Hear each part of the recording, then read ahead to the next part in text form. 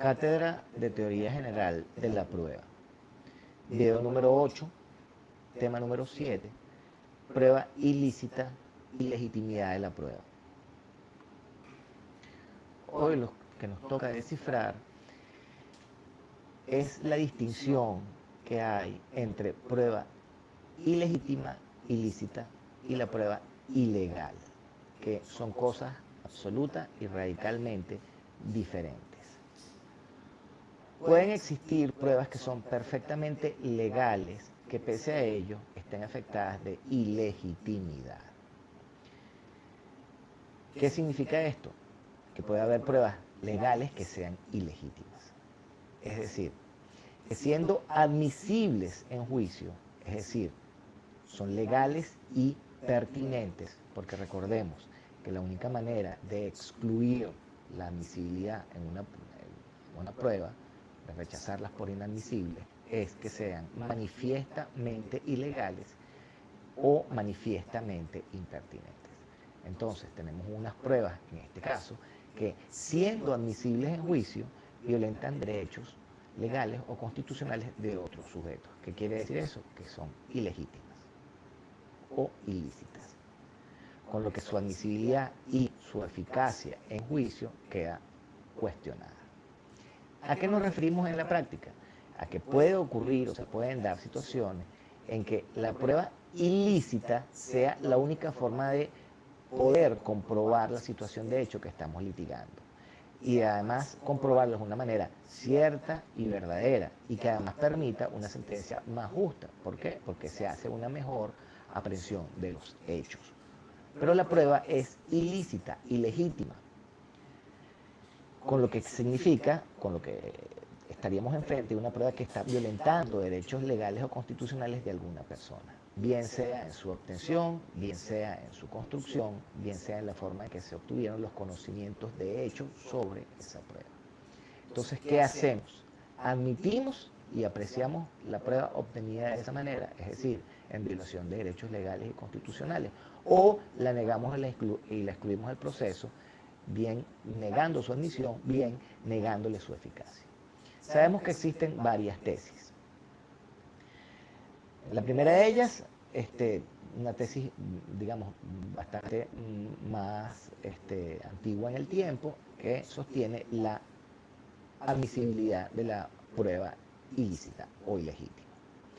La tesis tradicional, en donde se nos postula que la prueba ilícita es admisible y válida en juicio, pero el que la obtiene de esa manera, es decir, el que incurrió en la actuación ilegal o ilegítima, debe responder por el daño que haya causado al obtener la prueba de esa forma. Pero en principio, la prueba obtenida de esa manera, en forma ilícita o ilegítima, sería válida en el juicio.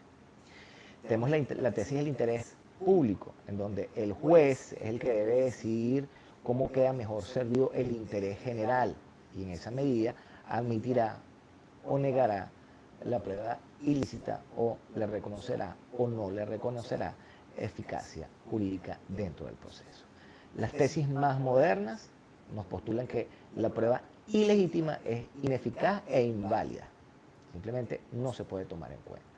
La tesis alemana sostiene que en principio se debe excluir la prueba ilícita o ilegítima, salvo que se trate de la única manera de salvaguardar otro derecho constitucional. Para nosotros rechazamos la prueba ilícita, ilegítima, cuando violenta derechos constitucionales o individuales, o se viole el orden público o las buenas costumbres. Básicamente, esto está recogido en nuestra Constitución, en el artículo 49 de nuestra Constitución. Esa ilegitimidad o ilicitud de la prueba puede estar en varios planos probatorios. ¿Qué quiere decir eso? Que estas infracciones, que son las que pueden generar la ilegitimidad o la ilicitud, se pueden, digamos, verificar o ocurrir en distintos momentos relacionados con la actividad probatoria. Pueden estar relacionados a la obtención de los conocimientos de los hechos, pueden estar relacionados a la obtención del medio de prueba propiamente tal, pueden estar relacionados a la creación o a la formación de un medio de prueba, o pueden estar relacionados a la promoción por la persona que haga la promoción, ¿okay? A la legitimidad o la posibilidad que tenga una persona de disponer del medio de prueba a los efectos de su promoción. Vamos a ver en qué consiste cada una de estas circunstancias. Cuando yo me refiero a que la ilegitimidad puede estar en la obtención del conocimiento de los hechos, objeto de los medios de prueba, ¿okay? Aquí estamos hablando, o esto se trata, de cómo el sujeto, en este caso el infractor de los derechos constitucionales, llega a saber de los hechos, llega a conocer la existencia de los medios probatorios, bien sea cómo llega a conocer los hechos, bien sea cómo llega a conocer la existencia de los medios que pueden probar los hechos. Esto, por ejemplo, que yo intercepte un audio o una conversación que ustedes están teniendo, que en principio es privado, ustedes tienen derecho a la privacidad de sus comunicaciones, y yo haga una intercepción de esa conversación, una intercepción de audio, y me entero a través de esa intercepción, no es que los grabo, es que yo los intercepto, yo los estoy escuchando, y me entero de hechos que luego puedo usar bien en juicio para alegarlo en contra de ustedes o para buscar medios de prueba que sirvan para demostrar esos hechos que yo escuché y me enteré de ellos en función de esa interceptación ilegítima que hice de su audio. Es básicamente lo que ocurre con el espionaje. Fíjense que no me estoy refiriendo a que yo los estoy grabando, me estoy refiriendo a que yo obtengo el conocimiento, es decir, me entero de lo que ustedes estaban conversando y por supuesto me entero de hechos o de dónde pueden estar, digamos, ubicados mecanismos de prueba que yo podría tratar después de ir a buscar o tratar de ir a construir, pero me entero a través de una interceptación ilegítima de un audio. Entonces aquí yo estoy obteniendo conocimiento, no estoy obteniendo medios de prueba, ni estoy construyendo medios de prueba. Lo que estoy es enterándome de una situación de hecho que estaba oculta y a través de una actividad ilegítima, yo espiándolos, por ejemplo, yo me estoy enterando, estoy produciendo conocimiento sobre los hechos para después emplearlo y lo puedo emplear usando perfectamente medios legales de prueba, es decir, medios que serían admisibles en juicio. Pero el conocimiento que yo obtuve para poder postular en juicio esos mecanismos de prueba o para saber dónde podía yo buscar los medios de prueba o para saber cuáles son los hechos que voy a tener que probar, yo ese conocimiento lo obtuve en forma ilegítima. Yo también puedo obtener medios de prueba en forma ilegítima. Esto sería la obtención del medio. ¿Cómo? Infringiendo los derechos constitucionales de una persona que a esta le permitían mantener reservado ese mecanismo de prueba. Por ejemplo, el caso clásico, yo me robo un documento. Entonces, fíjense que aquí la obtención del medio, es decir, de esa cosa que yo voy a poder usar como mecanismo de prueba, ¿ok? Yo la estoy obteniendo de una manera ilegítima. La ilegitimidad también puede estar en la creación o en la formación, en la construcción del medio de prueba, infringiendo derechos constitucionales que permiten o que le dan el derecho a las personas a mantener reservado, mantener un ámbito reservado. Esto es, por ejemplo, cuando yo los grabo. Fíjense que aquí yo estoy creando el medio. Esa grabación es un mecanismo de prueba que yo puedo emplear, pero yo para hacer esa grabación infrinjo sus derechos constitucionales. ¿Okay? Sería que yo no los esté escuchando simplemente o que yo los esté espiando simplemente, sino que yo los esté grabando. Entonces aquí estoy construyendo el medio, estoy elaborando algo que me sirve para transportar los hechos al procedimiento. O también puede estar en el ámbito de la promoción por quien la ley niega la disponibilidad. Esto es el uso de la imagen ajena. ¿Okay? Si yo los filmo, fíjense que ustedes tienen la disponibilidad de su imagen y cómo manejan su imagen. Si yo lo aprendo ilegítimamente, ¿okay? Eso sería este supuesto. La prueba, podríamos decir, pues aquí hay, para ir aclarando el tema de que nosotros hablamos de ilicitud, entonces hablamos de prueba ilegal, y hablamos de ilicitud, y hablamos de prueba por inconstitucional.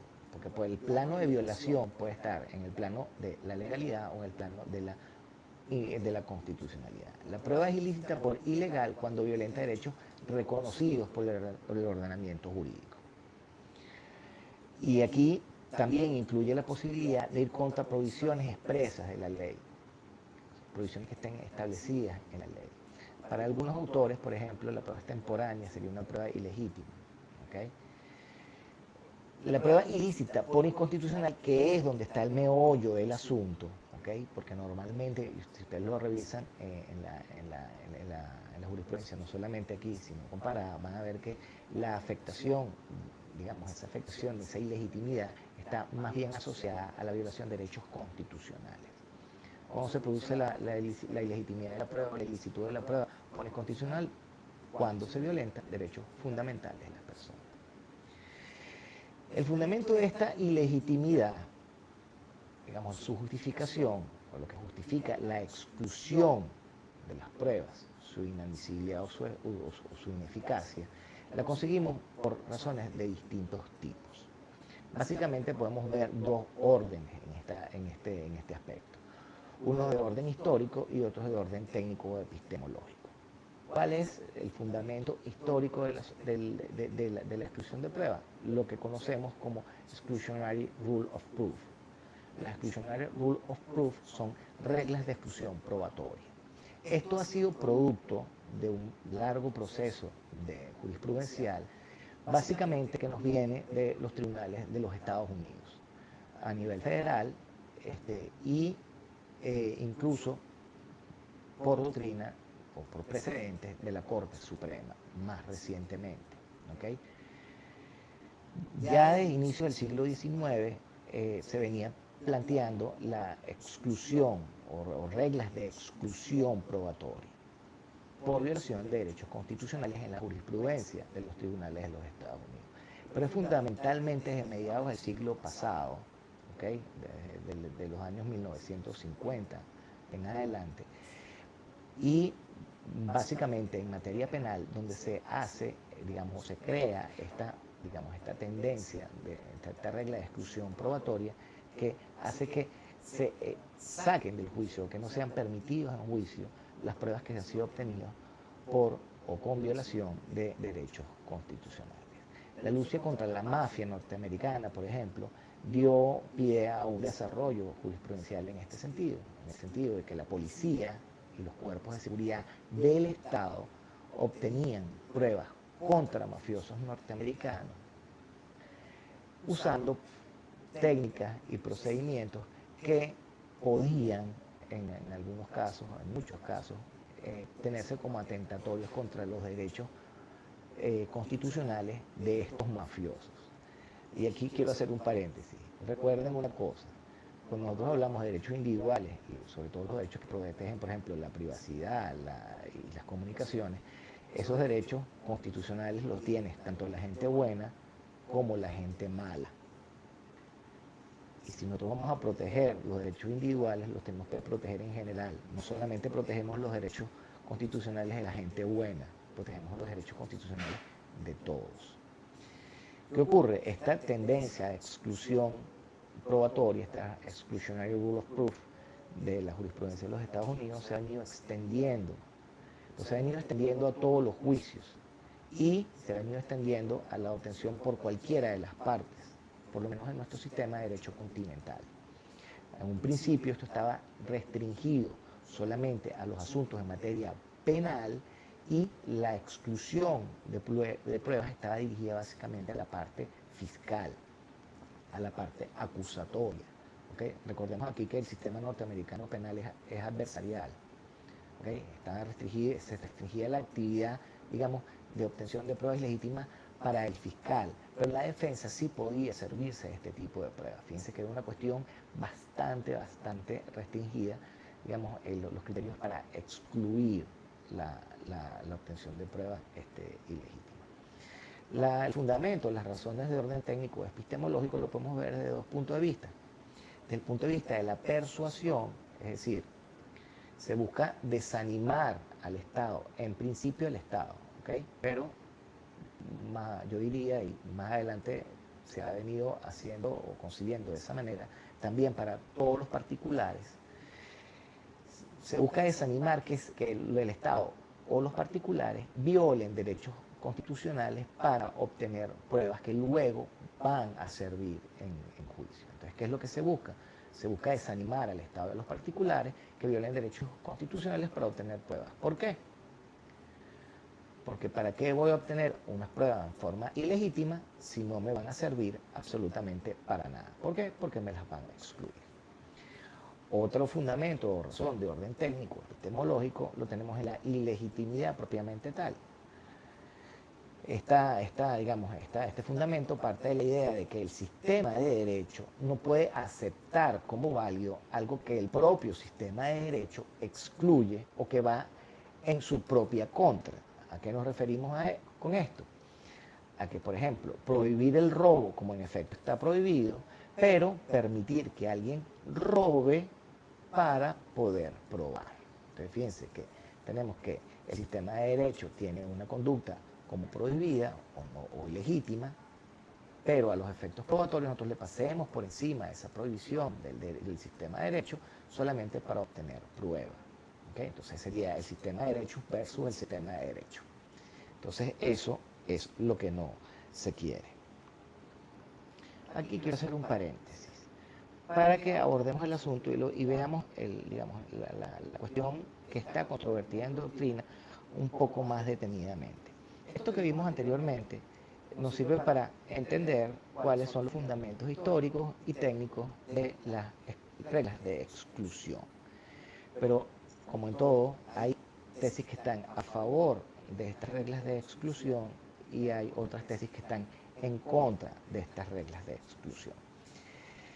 El argumento histórico es básicamente el que nos dice, bueno, miren, fíjense, aquí nosotros hemos tenido un desarrollo en la obtención de pruebas a mediados del siglo XX, que nos indica que hay situaciones que tenemos que proteger los derechos individuales, y eso ha producido una cantidad de jurisprudencia, de tendencias en relación a excluir ciertas pruebas porque su mecanismo de obtención no ha sido el más correcto. ¿Por qué? Porque se violan derechos constitucionales. ¿Qué pasa? Esto, está soportado básicamente en dos ideas. Este desarrollo histórico que ha permeado en nuestro sistema de derecho continental, pero que básicamente tiene su origen en las reglas de exclusión probatoria generadas por la jurisprudencia en los Estados Unidos. ¿Cuáles son los dos fundamentos técnicos para ver o para justificar la exclusión probatoria? La exclusión probatoria puede estar en una idea de persuadir a la gente, decirle, miren, no pierda el tiempo en construir pruebas en forma ilegítima, es decir, con violación de derechos constitucionales de otras personas, porque al final del cuento va a ser trabajo perdido, porque una vez que ingresen al expediente, esas pruebas no pueden surtir ningún efecto. Esa es básicamente la persuasión. Y hay gente que piensa, bueno, pero ya va. Fíjense una cosa, ¿para qué instruir reglas de exclusión probatoria sobre la base de la persuasión? Porque la verdad es que no ha funcionado. No se ha persuadido a nadie de no realizar actividades ilegítimas para obtener pruebas. Organismos como la DEA, el FBI, la policía, y aquí entre nosotros, el Cuerpo de Investigaciones Científicas Criminales y Penales del venezolano, los cuerpos de seguridad, y aquí entre nosotros, cualquier hijo de vecino nos graba o intercepta comunicaciones, que es ilegal e inconstitucional. Y además me refiero que es ilegal porque es penado. Está sancionado por la ley penal el interceptar comunicaciones, por lo menos de cara al Estado. Con relación a eso no nos queda la menor duda. Pero eso no ha servido para que la gente no lo haga, la gente lo sigue haciendo. Entonces, ¿para qué seguir fundando, dar como fundamento a la exclusión, a las reglas de exclusión probatoria, algo como la persuasión, si en definitiva no hemos logrado persuadir a la gente de que siga haciendo o que siga cometiendo actos que se puedan reputar ilegítimos por violación de derechos constitucionales, si en definitiva lo siguen haciendo, ¿para qué vamos a usar eso como fundamento? Eso es lo que dice alguna parte de la doctrina. ¿Qué es lo que a mí me parece? A mí en este aspecto creo que tenemos que tener un poco más de cuidado, porque si aún, digamos, instruyendo o en comprendiendo o, digamos, postulando que sus pruebas obtenidas ilícitamente no van a valer en juicio, aún haciéndolo así, ¿ok? Si, sigue ocurriendo, ¿qué es lo que pasa? Si nosotros quitamos las prohibiciones y decimos, bueno, no importa cómo usted obtenga la prueba, su prueba va a valer en juicio, si existiendo prohibición para persuadir a la gente pasa lo que pasa, imagínense ustedes lo que pasaría si quitamos las barreras tendientes a persuadir a la gente de que no lo haga. Simplemente tendríamos que andar por la calle, o tendríamos que tener nuestros ámbitos de resguardados, tendríamos que tener nuestra intimidad, no sé metido en dónde, ¿ok? Ni en qué condiciones de seguridad para que la gente no violente o no se vea, digamos, tentada a hacerlo, porque simplemente no existen mecanismos que las persuadan a no hacerlo. Entonces, yo creo que sí sirven los sistemas de persuasión, en el sentido de poner un coto a eso. Que la gente lo siga haciendo y no atienda el coto que le estamos poniendo, eso es una situación distinta, ¿ok? Y que tendremos que analizarlo en particular. Pero no por eso vamos a decir que digamos, estos cotos de persuasión no son eficientes. Puede que no lo sean a los efectos de evitarlo en todos los casos, pero es que si existe un alto número o un alto grado de posibilidades de que la gente no los atienda, si no existieran, simplemente todo el mundo estaría espiando, todo el mundo estaría interceptando, todo el mundo estaría realizando actuaciones ilegítimas, lo que ocasionaría digamos, un gran temor de toda la sociedad a que nos estén espiando o nos estén interceptando comunicaciones, o que la gente se vea, digamos, en la libertad de violentar derechos constitucionales para obtener pruebas. A mí me parece mucho más conveniente mantener los cotos. El otro tema era la ilegitimidad, que parte de la idea de que el sistema de derecho no puede ir en contra de sí mismo. Entonces decimos, bueno, ¿qué es lo que ocurre? La jurisprudencia, incluso la jurisprudencia, vamos a decir, en donde se ha originado el criterio, que es la jurisprudencia norteamericana, ha establecido una serie o una cantidad de reglas de exclusión, que son en definitiva las reglas de exclusión probatoria. Situaciones particulares en donde la violación del derecho constitucional, es decir, donde la obtención de pruebas por mecanismos ilegítimos, con violación de derechos constitucionales, sí se permite. Eso es lo que es una exclusión de regla. ¿Okay? Entonces, ¿qué es lo que estamos viendo? Por un lado nos dicen, bueno, mire, las reglas de exclusión probatoria dicen que nosotros no vamos a tomar pruebas que hayan sido construidas ilegítimamente. Pero por otro lado, establecen una serie de excepciones a las reglas de exclusión probatoria, que forman parte de las reglas de exclusión. Porque tenemos la gran premisa, que es sus pruebas ilegítimas no serán consideradas. Esto los persuade y además técnicamente nos hace ver que todo lo que haya sido obtenido con violación de derechos constitucionales, nosotros lo vamos a poder excluir como regla de exclusión probatoria. Pero esas reglas de exclusión probatoria tienen una cantidad de excepciones.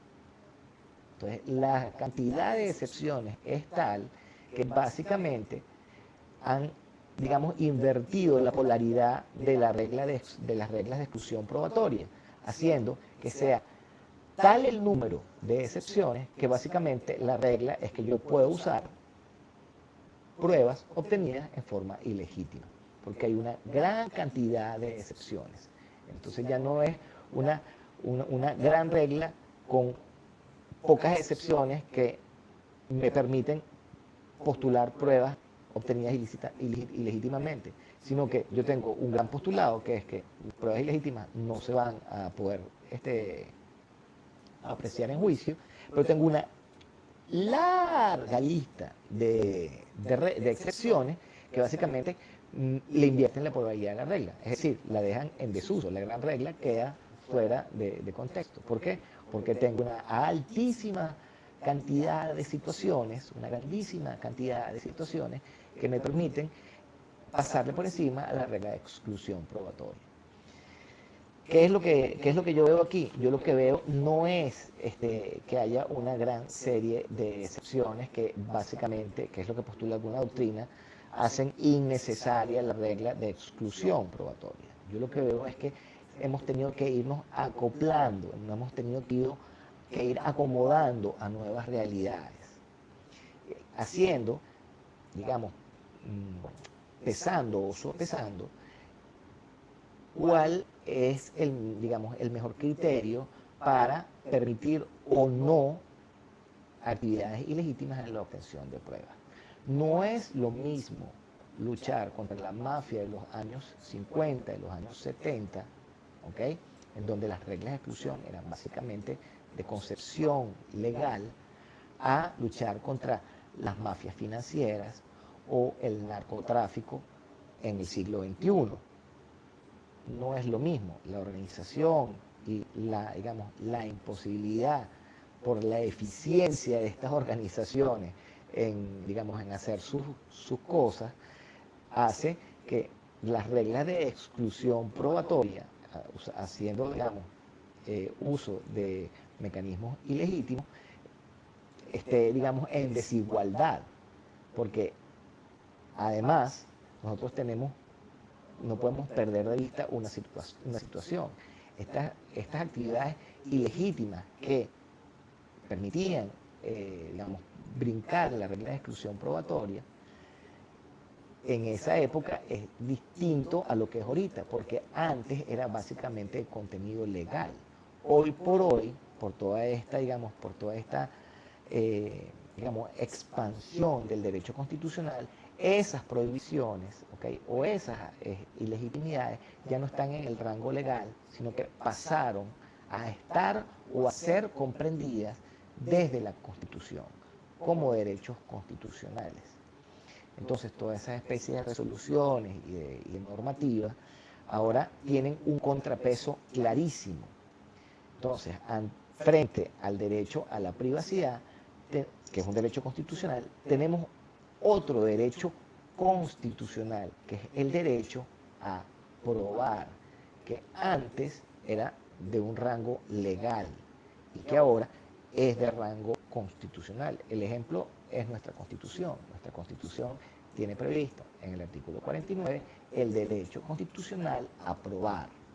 Entonces ahora ya no se trata de un derecho constitucional frente a actividades que contravenían derechos legales, sino que es un derecho constitucional contra otro derecho constitucional. Entonces, sí me parece conveniente, y no me parece que debamos, digamos, derogar la comprensión de las reglas de exclusión probatoria con el argumento de que hay muchas excepciones. Simplemente hay tantas excepciones como hacen falta para adaptar la regla de exclusión probatoria, que empezó siendo muy, muy rígida, y que a medida que hemos, digamos, comprendido y que hemos ido desarrollando nuestra idea sobre ese otro derecho constitucional, que es el derecho a probar, hemos ido madurando, hemos ido mejorando, y lo que creo es que hemos ido haciendo más eficiente la regla de exclusión, con esa serie de circunstancias excepcionales. ¿Por qué? Porque el derecho a la prueba también es un derecho constitucional. Hay una cosa que no deben perder de vista, y esto es lo que les va a servir de clave para resolver los casos complicados de pruebas ilegítimas. ¿Ok? Es muy casuístico y son muchas variables las que pueden estar involucradas. Pero deben tener por norte, ¿ok?, el conflicto entre dos derechos constitucionales. ¿Qué es lo que la experiencia nos ha enseñado? Fundamentado en estos fundamentos epistemológicos, de persuasión y de cómo, digamos, se concilió históricamente las reglas de exclusión de prueba ilegítima. Lo que estamos viendo es que mucha doctrina y muchos autores y muchos abogados, lo que vemos es el derecho violado con la actividad tendente a obtener pruebas. Eso es, digamos, centralmente lo que se ve. Y generalmente, cuando caemos en errores y restringimos digamos, la posibilidad probatoria del otro sujeto, del sujeto infractor, además, lo que estamos viendo es solamente el derecho constitucional violentado. Es decir, el derecho a la privacidad, el derecho a no interferencia de las comunicaciones, el derecho constitucional al secreto epistolar, ese tipo de circunstancias. ¿Okay? Solamente vemos eso, pero estamos dejando de lado el contrapeso. ¿Cuál es el contrapeso? El contrapeso es el derecho de las personas a obtener pruebas. Entonces tenemos que ir viendo acá caso a caso, y no por el hecho que nos consigamos con que una actuación de un sujeto pueda ser reputada como violatoria a derechos constitucionales, necesariamente tenemos que concluir de que se trata de una prueba ilegítima. Tenemos que ver caso a caso y no olvidar que tenemos que poner a jugar en el asunto al otro gran derecho constitucional, que es el derecho a obtener prueba, que también tiene un rol y que también tiene una potencia que tenemos que medir. Porque si solamente vemos que la actuación de uno de los sujetos tratando de conseguir pruebas es ilegítima, estamos desplazando en grado superlativo, estamos básicamente, más que desplazando, excluyendo al otro derecho constitucional, y es que esa persona, ¿ok?, tiene también el derecho a obtener pruebas en circunstancias en donde están involucrados violación de derechos constitucionales. Entonces hay que ser muy cuidadosos porque hay situaciones verdaderamente borde en donde nosotros tenemos que pasar a examinar con muchísimo cuidado e interpretar con muchísimo cuidado dónde y por qué la exclusión. Y si nosotros no estamos absolutamente convencidos de que en efecto se están materializando una violación clara del derecho constitucional X, ejerciéndose el derecho constitucional a obtener pruebas, tenemos que favorecer la posibilidad, tenemos que plantearnos la posibilidad de favorecer la obtención de pruebas. Entonces, esto no es blanco y negro necesariamente y en todos los casos. Hay unos casos más claros que otros, pero hay unos que son realmente borde. Entonces, tienen que tener en cuenta siempre que están en choque el derecho constitucional que se está reputando como violado con otro que está presente, y es el derecho a obtener pruebas, que también juega y tiene que por lo menos ser considerado, porque es también un derecho con potencia constitucional. Un poco para que podamos tener elementos más concretos de cómo realizar esa labor de análisis y de interpretación cuando se presente la colisión del derecho a obtener pruebas, derecho a probar y otros derechos constitucionales. Para eso nos sirven estas características de la ilegitimidad. Esto nos va a decir si están o no presentes estas características o estos elementos. Nosotros podemos o nos pueden ayudar a descifrar si debemos o no plantearnos la posibilidad de que la ilegitimidad se vea relevada, y en esa medida poder concluir de que en efecto la prueba obtenida de esa forma pueda ingresar y tener efecto dentro del proceso. ¿Cuáles son estas características y la ilegitimidad? La primera, no tiene ningún orden específico, ¿ok? La primera que vamos a analizar es que tiene que haber intención de obtener conocimiento o el medio de prueba en forma ilegítima. Tiene que haber intención. Si hay transgresión, es decir, si hay una actuación ilegítima, pero no hay intención de provocar, digamos, los efectos violatorios, de provocar la violación, no hay ilegitimidad. Aquí nos referimos a que debe haber por parte de el autor de la ilegitimidad, ¿ok?, la intención, es decir, la voluntad consciente de provocar un daño al derecho constitucional del otro sujeto para adquirir la prueba, para adquirir el conocimiento de los hechos o para adquirir el medio de prueba. Un ejemplo, el testigo que se entera por azar del hecho. Por ejemplo, una persona que ingresa a un lugar reservado y se entera, fíjense que eso es una actuación ilegítima, ¿ok? Estamos hablando de allanamiento. Y se entera de una situación de hecho particular. Esa persona pasa a tener conocimiento personal de los hechos, ergo pasa a ser testigo, pero fíjense que logró esa condición violando derechos constitucionales, porque estaba allanando un lugar reservado. Pero a pesar de eso, él no ingresó o no allanó para obtener el conocimiento de los hechos, que sería lo que haría la prueba ilegítima. No, él ingresó y por cuestiones azarosas percibe un hecho, que no era lo que él iba a hacer. Él a lo mejor iba a robar o a lo mejor iba a echar un vistazo sobre alguna otra cuestión o simplemente iba a secuestrar a alguien o simplemente iba a darle una paliza a alguien y por cuestiones azarosas en ese escenario que le estaba prohibido, al que le estaba prohibido ingresar, capta una situación de hecho.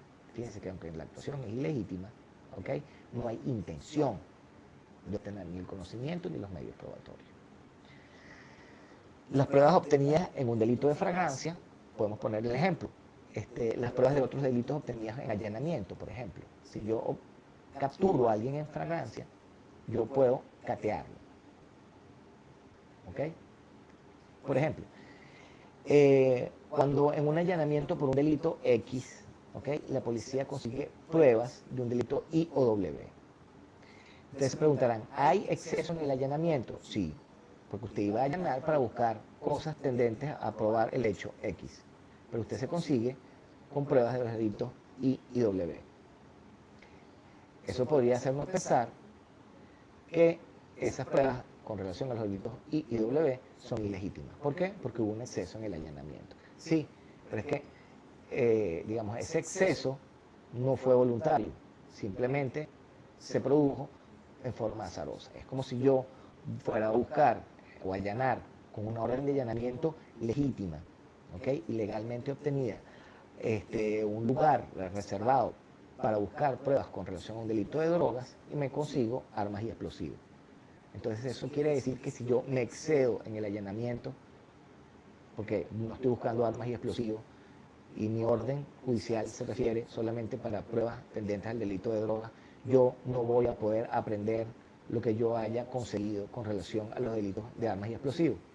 Evidentemente sí lo voy a poder hacer. Y aun cuando estoy cometiendo un exceso en el allanamiento, que solamente está referido a delitos de drogas, puedo obtener válidamente, y esas pruebas estarían válidas para demostrar el delito de posesión de armas y explosivos. Otra característica, solo puede ser reclamada la ilegitimidad por la víctima directa o sus sucesores a título universal. ¿Esto qué quiere decir? Que cuando se obtiene una prueba en violación de los derechos constitucionales de un determinado sujeto, pero se aportan como prueba en una causa contra otro sujeto, en donde el sujeto al que yo le violenté sus derechos constitucionales no es parte, esa prueba no es ilegítima. Sería ilegítima si yo la obtengo con violación de derechos constitucionales del sujeto A y trato de usarla contra el sujeto A.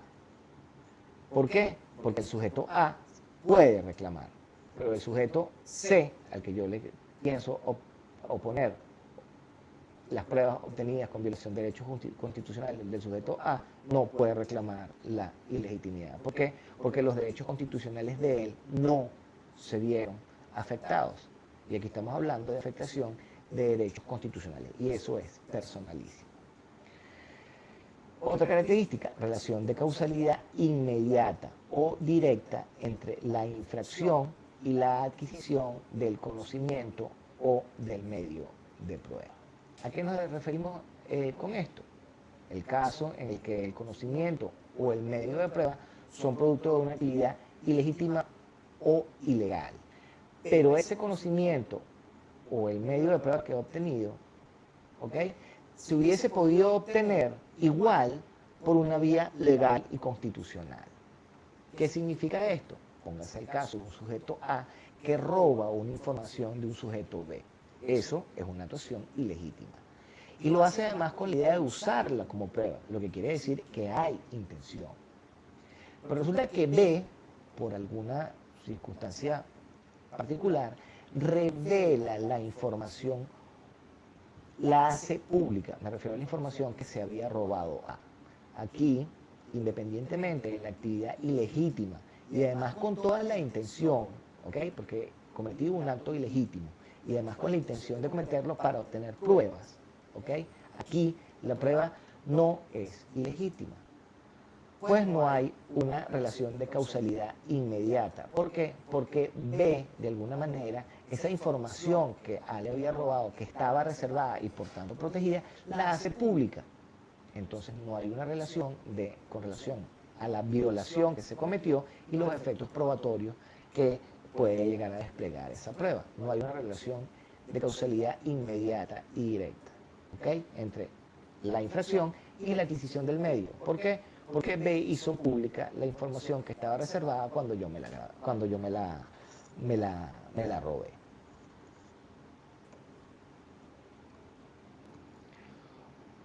Otra característica, cuando quien adquiere el conocimiento, forma la prueba, se encuentra en la necesidad de obtenerla infringiendo derechos fundamentales de otro, para asegurar su propio derecho de defensa. Esto es lo que podríamos llamar el estado de necesidad probatoria. Un ejemplo, cuando detienen a un delincuente en flagrancia y se produce su registro o su cateo para ver si el señor está armado. Entonces imagínense que se produce un robo y capturan al delincuente. Lo primero que lo hacen es catearlo, no solamente con la idea de, digamos, conseguir lo que se había robado, ¿ok?, eso estaría directamente vinculado, sino que además tengo que verificar, no es el señor, tengo una navaja, o tengo una ametralladora, o tengo una granada metida en el bolsillo, ¿ok?, que sería prueba de otros delitos, ¿ok? Aquí estoy frente a un estado de necesidad, porque yo tengo que salvaguardar, primero que nada, mi propia seguridad. A ver si el señor no vaya a ser que me saque la navaja o haga estallar la granada o me saque la pistola, ¿ok? Otra circunstancia, el caso del acosador. En el caso del acosador, en el que si hay una niñita que me está acosando, ¿ok?, yo a esa muchacha no tengo cómo, o me va a hacer resultar sumamente complicado probar el acoso. ¿Por qué? Porque ningún acosador o acosadora va a acosar a alguien en público. Lo va a acosar en privado, cuando nadie lo vea, cuando solamente esté el acosador y su acosado o su acosada. Entonces, ¿qué ocurre? Imagínense que esta persona que está siendo acosada por otra, ¿ok?, ubica a 3 personas en un sitio, las esconde, de manera de que puedan captar por sus sentidos cuando se produzca el acto de acoso. Básicamente le está tendiendo una trampa probatoria. Lo está haciendo con toda la intención, pero es que es la única forma de poder obtener prueba sobre los actos asociados al acoso. Entonces, su propio derecho a la defensa, su propio derecho está, digamos, superlativamente, abruptamente expuesto a la exclusión de reglas. ¿Por qué? Porque si yo no violento de alguna manera esa intimidad o esa privacidad en donde está imbuido el acto de acoso, yo no voy a poder obtener pruebas respecto al acoso. Entonces, esto es un estado de necesidad probatoria. Otra característica, la víctima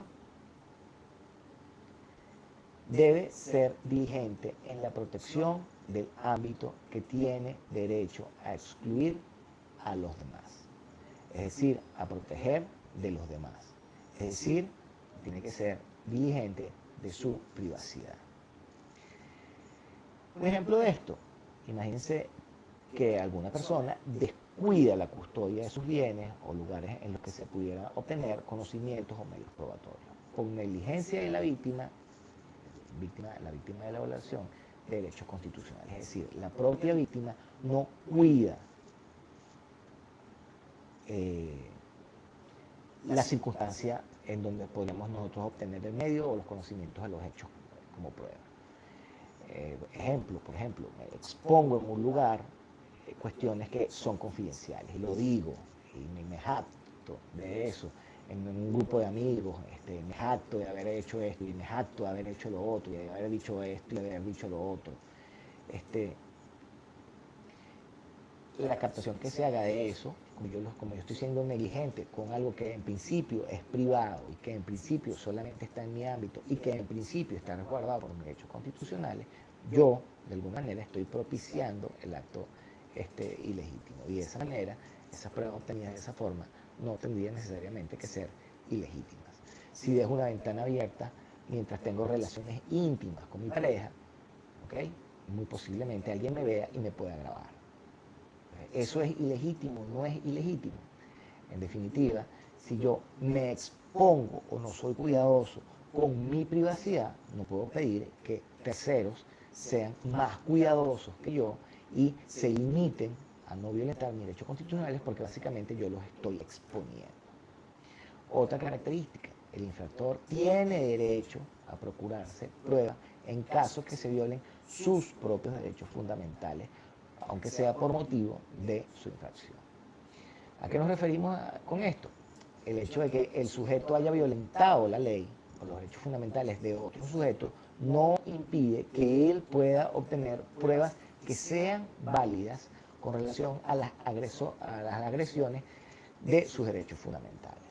Los actos ilegítimos del autor original no ilegitiman consecuentemente los actos de prueba que él pueda obtener en la situación. Imagínense que un sujeto A violenta los derechos constitucionales de un sujeto B. Eso no impide que en el caso de que B agreda a A, en ese momento en que él está obteniendo la prueba, violentando sus derechos constitucionales, ¿ok? Que A no pueda obtener pruebas legítimas de la agresión de la que está siendo objeto por parte de B. Es decir, que aún él cometiendo un acto ilegítimo, ¿ok? Eso no hace que él pueda, en caso de que él sufra violación a sus derechos, que él no pueda usar lo que quede en la escena como pruebas a su favor. El caso, o un ejemplo de caso, imagínense que A entra a robar a B. Y resulta ser que B lo captura, pero no solamente que lo captura, sino que le cae a patadas, lo desarma, le cae a patadas, agarra la pistola y le da un tiro en una pierna, lo secuestra por horas. Entonces, si bien es cierto que A está violentando los derechos de B, eso no significa que, digamos, las agresiones que él haya sufrido por parte de la víctima originalmente, ¿okay? Que toda esa situación de hecho, toda esa escena, la sangre, la bala, el revólver, se vean involucrados o excluidos por ilegalidad simplemente por el hecho de que A estaba violentando derechos constitucionales. El hecho de que A estuviera violentando derechos constitucionales no impide que todos los elementos de prueba de las agresiones que haya él sufrido no sirvan como prueba legítima. Otra regla, quien no reclama convalida. ¿Eso qué quiere decir? El ejemplo, la víctima de violación de sus derechos constitucionales puede reclamar o no. Puede no reclamar tácita o expresamente. ¿Y con eso qué hace? Legitima la prueba. La prueba ilegítima, nosotros nos tenemos que quejar contra ella. Si nosotros no reclamamos contra la prueba ilegítima, la prueba ilegítima, si cumple con los extremos de admisibilidad, pasa a ser una prueba legal. Siendo ilegítima, pasa a ser una prueba legal. ¿Por qué legal? Porque la legalidad está sometida, digamos, está restringida al tema de poder que se cumplan con todos los extremos de admisibilidad de la prueba. Es decir, que no sea manifiestamente ilegal y manifiestamente impertinente. Entonces, una prueba manifiestamente ilegal y manifiestamente pertinente, aún siendo ilegítima, si el sujeto contra el que obró la ilegitimidad no reclama, convalida la ilegitimidad, haciendo que la prueba sea admisible y válida en juicio. Otra característica, el incumplimiento de formalidades no esenciales no ilegitima la prueba. El hecho de que nosotros en algún caso nos desviemos de cuestiones que sean meramente formales, ¿ok?, o restricciones administrativas de alguna especie, ¿ok?, no ilegitima necesariamente la prueba. El ejemplo, imagínense, ustedes saben que ahorita en este periodo de cuarentena nosotros estamos confinados. Imagínense que en un caso ustedes salieran, infringiendo por supuesto las regulaciones, las formalidades que están previstas en las regulaciones que regulan este confinamiento. Ustedes están infringiendo esas regulaciones, pero imagínense que ustedes por alguna circunstancia adquieran conocimiento o construyan un mecanismo de prueba. Aprendan algo, capturan un hecho, sirven, fungen como testigos de alguna situación especial. El solo hecho de haber infringido, digamos, estas regulaciones de cuarentena no ilegitima la prueba. O sea, no se le podría decir, mire, usted no puede servir como testigo. No puede servir como testigo porque usted esos hechos los aprendió haciendo una actuación ilegítima. Y su actuación ilegítima es que usted estaba violando la cuarentena, poniendo en riesgo la salud pública. No, la prueba sería legítima. Otra característica, efectos reflejos que sobre el medio probatorio puede producir una acción violatoria de los derechos fundamentales en una esfera distinta a la probatoria. ¿A qué nos referimos con esto? Imagínense, tengamos que si el sujeto infractor está realizando una actividad ilegítima, eso no ilegitima las pruebas que se puedan obtener para demostrar esa actividad ilegítima. Pues el ámbito de la ilegitimidad no era el probatorio, pudiendo perfectamente demostrar la actividad ilegítima cometida por el agente y en favor de la víctima. Imagínense que un cuerpo de policía está realizando alguna actividad ilegítima. Póngase, por ejemplo, su allanamiento, el allanamiento de su morada. ¿Ok? En esa situación, siendo ilegítima, porque el allanamiento no está autorizado, es un allanamiento totalmente arbitrario, es un allanamiento que podemos, desde todo punto de vista, decir que es ilegal e ilegítimo. ¿Okay?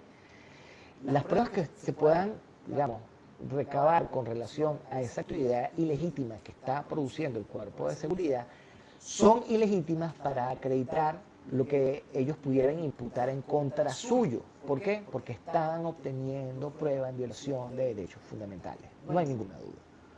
Pero eso no quiere decir que las pruebas que ellos hayan obtenido, usted, y que son ilegítimas para los efectos de lo que ellos querían demostrar, usted como víctima no las pueda usar para demostrar precisamente la ilegitimidad o la ilegalidad de las actuaciones del cuerpo de policía. A eso nos referimos con esta característica. Esa ilegitimidad original, digamos, del victimario no ilegitima las pruebas que usted pueda obtener para acreditar precisamente la actividad ilegítima que se está desplegando. Otra característica, la ilegitimidad debe ser directa. Cuando se obtiene el conocimiento o se obtiene el medio, debe ser directa, debe ser en ese momento. Pero ¿qué pasa? Puede ocurrir que sean indirectos, como cuando se impide el control o la contradicción de un medio de prueba. Ejemplo, como cuando, por ejemplo, se destruye el objeto de inspección o el objeto de experticia.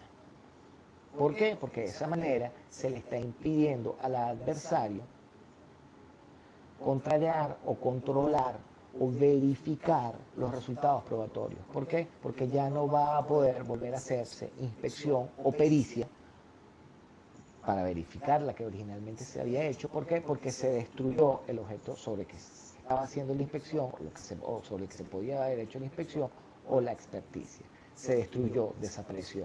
Por supuesto, cuando nos referimos a que se hace desaparecer el objeto de inspección o de pericia, nos referimos a que se haga de una manera ilegítima.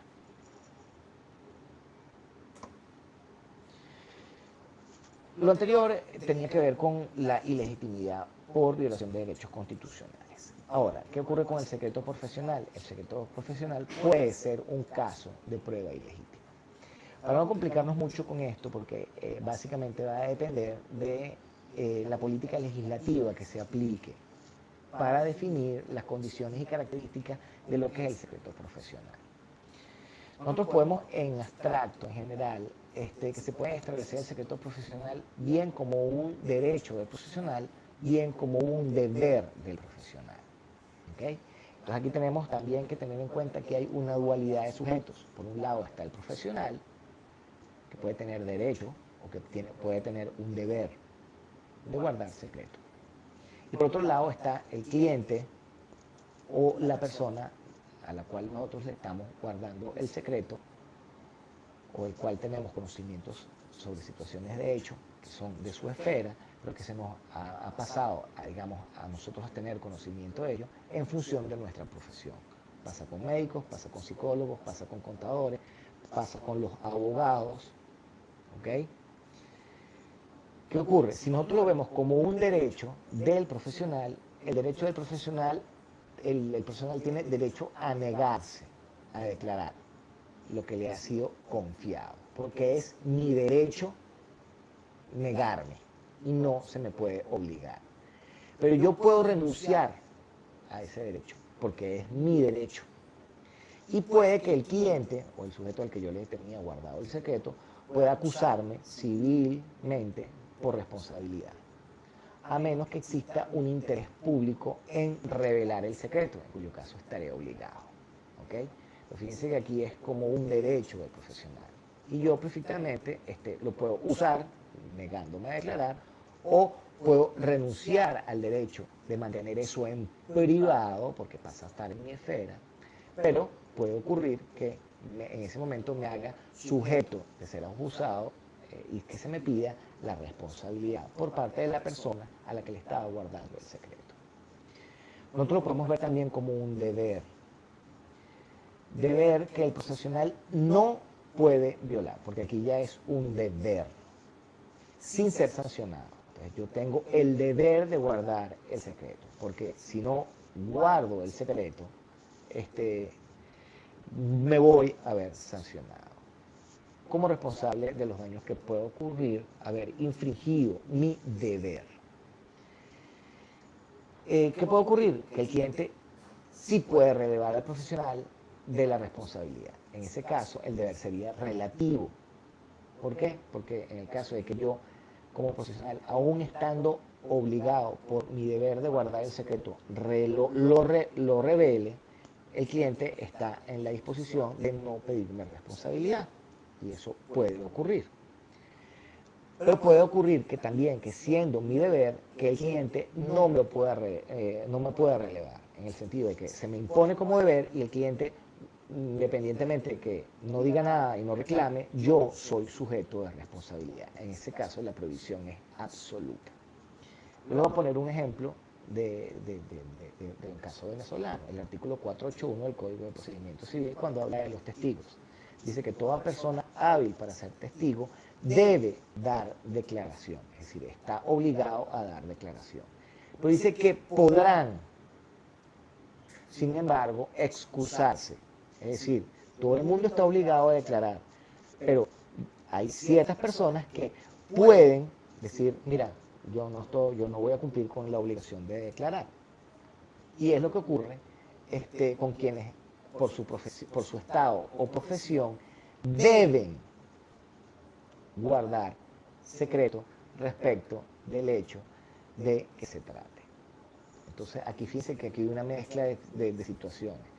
Por un lado, yo puedo excusarme, pero es un poder. Yo puedo no excusarme. Y, en efecto, revelar lo que sea secreto profesional. ¿Okay? En ese caso, el cliente podrá reclamarme. Pero hay circunstancias, digamos, y la eximente de la obligación de declarar es que yo, por mi profesión o estado, deba guardar el secreto. Lo que quiere decir que yo podré hacer la declaración, es decir, podré disponer de la declaración en los casos en que yo deba guardar el secreto, con lo que ven que hay una mezcla de cosas. Porque por un lado hay un podrá excusarse, es decir, me habilitan para declarar, ¿ok? O me habilitan para no declarar, siempre y cuando yo esté obligado a guardar el secreto. Entonces yo podré excusarme en la medida en que esté obligado a guardar el secreto. Entonces, yo me puedo excusar si estoy obligado a guardar el secreto. De esta manera funciona en este ámbito. También puede variar, por ejemplo, la ley del ejercicio de la medicina tiene sus regulaciones y regula el secreto profesional. Nosotros, los abogados, tenemos la obligación, tenemos el derecho de guardar secreto profesional. El sacerdocio tiene, y es muy, muy, muy complicado, y es una cuestión básicamente absoluta la prohibición en el caso de la confesión, pero aquí se pueden plantear problemas que hay que resolver, digamos, caso a caso. El caso clásico, un profesional, llame usted un médico, un psicólogo o incluso un abogado, ¿ok? Que sabe que su cliente puso, o va a poner una bomba en un lugar público. Es su abogado. Simplemente va a mi y dice, mira, necesito que estés preparado para defenderme, pues mañana voy a hacer un atentado en un café en Sabana Grande. Eso es gravísimo. Entonces, ahí es donde juega todas estas posibilidades, digamos, donde juega todo, digamos, la parte de la ilegitimidad acerca de lo que vaya a pasar con el secreto profesional. Si está regulado como un derecho o si está regulado como un deber. E incluso en el caso de nosotros los abogados, si hay una persona que fue nuestro cliente, nosotros podemos, y nadie nos puede pedir que declaremos o que digamos cuáles son digamos, las declaraciones o las conversaciones que nosotros hemos tenido con nuestro cliente. ¿Qué quiere decir eso? Que nosotros perfectamente podemos ser las únicas personas que saben si un determinado sujeto es inocente o es culpable.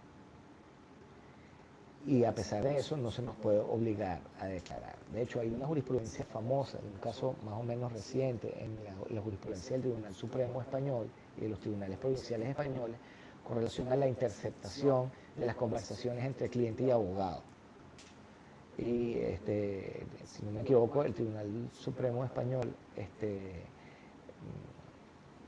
falló diciendo que eso, interceptar ese tipo digamos, de conversaciones, es atentatorio contra el derecho de defensa. Y ahí había involucrado no solamente el derecho de defensa, sino un tema de secreto profesional por parte de los abogados que están siendo interceptados en las conversaciones con sus clientes para obtener conocimiento de los hechos por parte del tribunal. Fíjense que el tema del derecho profesional, dependiendo de cómo lo manejemos, puede llegar a ser una obtención de prueba ilegítima. Bueno, de esta manera, como siempre, concluimos con las competencias. ¿Qué debemos tener nosotros capacidad de hacer? Debemos distinguir entre prueba ilícita y prueba ilegal. Debemos distinguir cuáles son las tesis que desarrollan la eficacia o no de las pruebas ilícitas. ¿Qué razones justifican la ineficacia de las pruebas ilícitas? ¿Cuáles son los planos en los que se puede producir la ilicitud? ¿Cuál es el conflicto que existe entre las pruebas ilícitas y el derecho de prueba?